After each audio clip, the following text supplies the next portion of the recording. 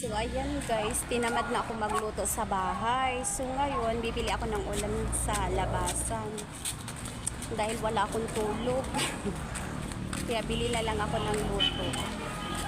Sobrang init.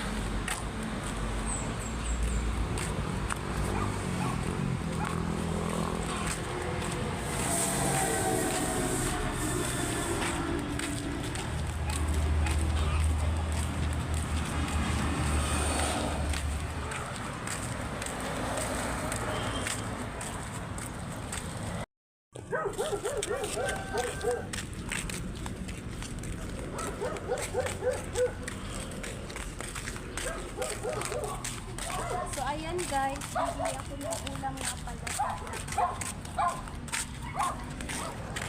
Dahil tinamad na ako magluto sa bahay.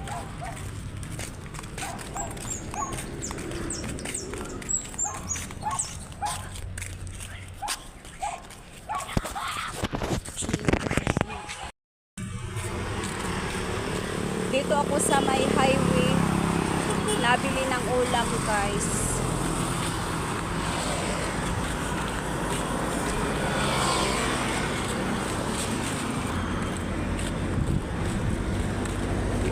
Bibili lang tayo ng ulam ha? Ha?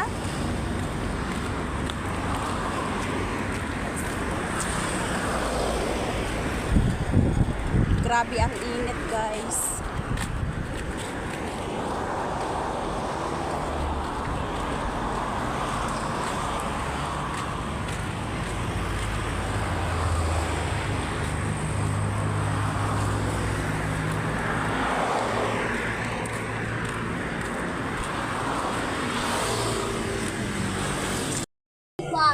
So dito pala ako guys, bumibili ng ulam. Mamaya, bibilang ka.